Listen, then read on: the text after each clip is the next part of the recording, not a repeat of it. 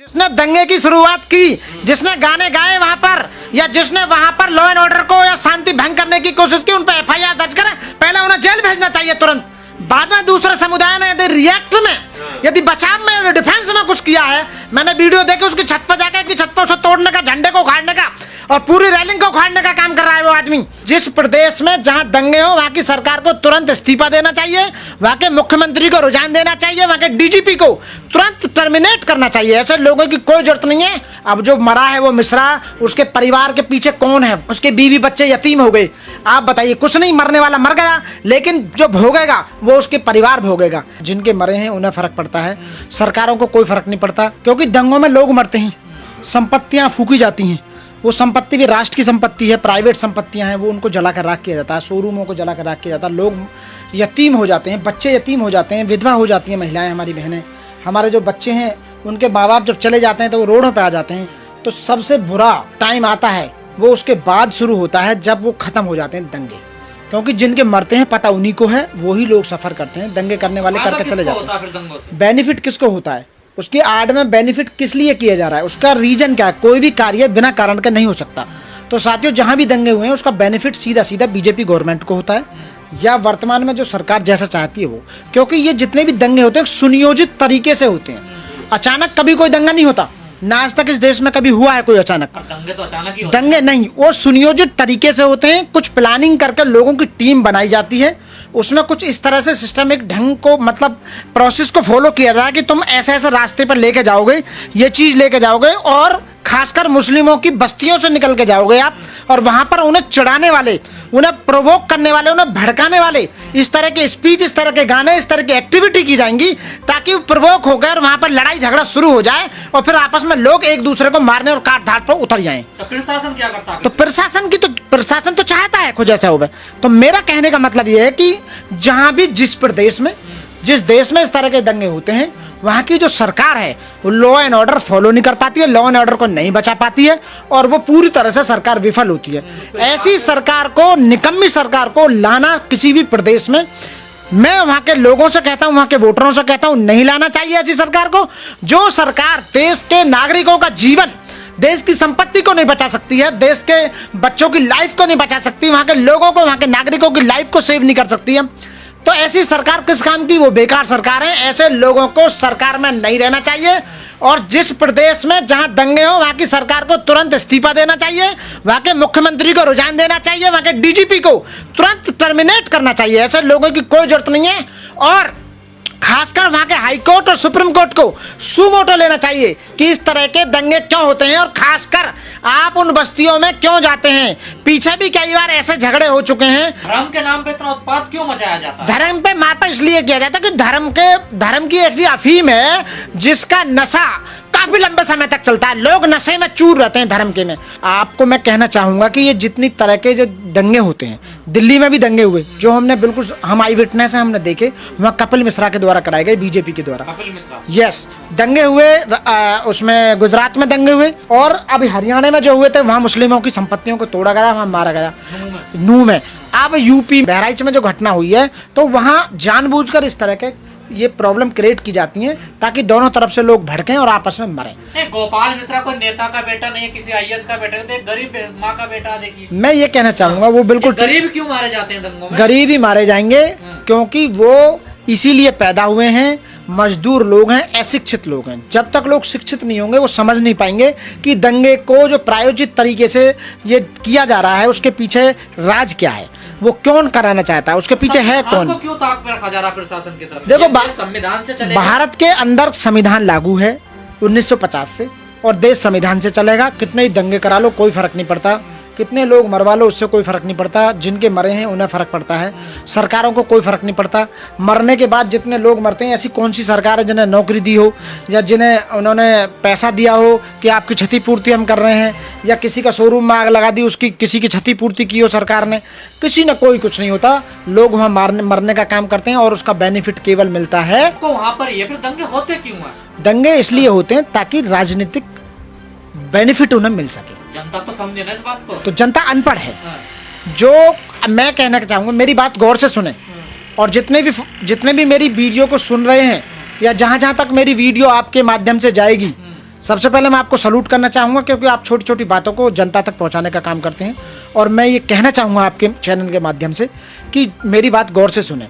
इस दंगे में आज तक जब भी दंगे हुए हैं, कौन से जज, कौन से एडवोकेट, कौन से इंजीनियर, कौन से टीचर, कौन से प्रोफेसर, मैं पढ़ा लिखा तबके की बात कर रहा हूँ, देश का जो मेन एकदम इंटेलिजेंस जो लोग हैं, वो कभी दंगे में आज तक शामिल मैंने कहीं नहीं देखा और ना ही उन्हें मरते हुए देखा। जब भी मरे हुए गरीब SC ST OBC माइनॉरिटीज को लोगों को मारने का काम किया गया, उन्हीं को लोगों को मरवाया गया, उन्हीं के द्वारा दंगों को फैलाया गया और उन्हीं के द्वारा इस तरह की सुनियोजित प्लानिंग बनाई गई हैं।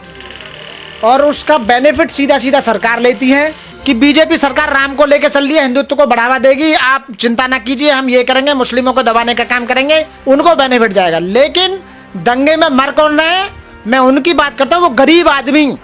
गरीब कौन आदमी? गरीब जो शिक्षा से गरीब है, जो शिक्षित नहीं है, जिसका रोजगार नहीं है, जिसका स्वास्थ्य बेकार है, जिसका अपना घर नहीं है, जिसका कुछ नहीं है, वो लोग पूरी तरह से नस्ते नाबूद हो रहे हैं, वो परेशान हो रहे हैं, उनके बीवी बच्चे बाद में यतीम हो जाते हैं और वो रोड पर आ जाते हैं, उनके पीछे कोई देखने वाला नहीं है। तो मैं कहूँगा भाइयों, पढ़ो लिखो, संविधान को पढ़ो, ये देश संविधान से चला है।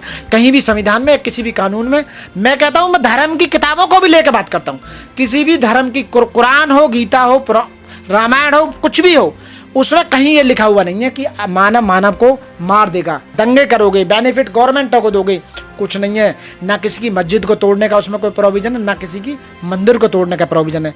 मैं कहता हूँ यहाँ मानवता तार तार हो रही है, यहाँ मानव को बिल्कुल पूरी तरह से यूटिलाइज किया जा रहा है सरकारों के द्वारा और हमेशा से करते रहे हैं। पर ऐसा वीडियो जो सामने आते हैं, आपके सामने वीडियो आया होगा कि प्रशासन की मौजूदगी में अगर कोई यात्रा निकल रही है तो कैसे कोई व्यक्ति किसी दूसरे धर्म के झंडे को उतारने चढ़ जाता है, मस्जिदों पर चढ़ जाता है, गुलाल फेंकना या अभद्र गाने बजाना, ये कैसे अनुमति मिल जाती है? ये जानबूझकर सरकार उन्हें छूट देती है।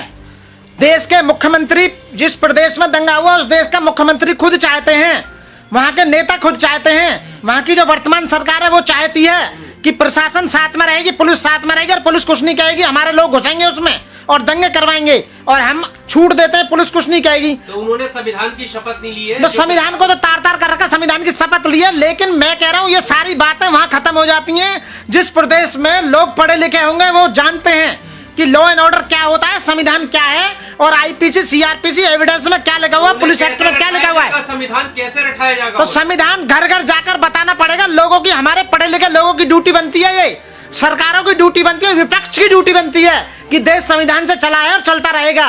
यदि संविधान को कोई ठेस पहुंचाएगा तो वो सरकार गिरा दी जाएगी। देखा भी होगा तुमने पीछे। ये मांग कर रहे हैं कि प्रशासन को हटाओ, हम खुद नहीं बटलेंगे। प्रशासन कैसे? ऐसा कुछ नहीं है, वो गलत है। जो ये कह रहा है कि हम खुद देख लेंगे, उन्हें जेल भेजो तुरंत, FIR दर्ज करके। जिसने दंगे की शुरुआत की, जिसने गाने गाए वहां पर, या जिसने वहां पर लॉ एंड ऑर्डर को या शांति भंग करने की कोशिश की, उन पर FIR दर्ज करें। पहले उन्हें जेल भेजना चाहिए तुरंत। बाद में दूसरे समुदाय ने यदि रिएक्ट में, यदि बचाव में, डिफेंस में कुछ किया है, मैंने वीडियो देखी, उसकी छत पर जाकर एक मुस्लिम भाई की छत पर उसे तोड़ने का, झंडे को उखाड़ने का और पूरी रेलिंग को उखाड़ने का काम कर रहा है वो आदमी।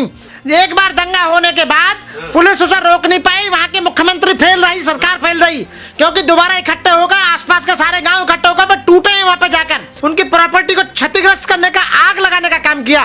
तो इसका मतलब यह कि आप जानबूझकर लोगों को बर्बाद करना चाहते हैं। ऐसे कुछ संगठन हैं, सामाजिक संगठन, तो अशांति फैलाना चाहते हैं, संविधान, लॉ एंड ऑर्डर को खत्म करना चाहते हैं और उसका बेनिफिट सीधा बीजेपी सरकार को देना चाहते हैं, बर्बाद करने का, उनकी प्रॉपर्टी को जलाने का नाम कर रहे हैं। और ये दंगे तो होते हिंदू में, आपस में दंगे क्यों नहीं होते हैं?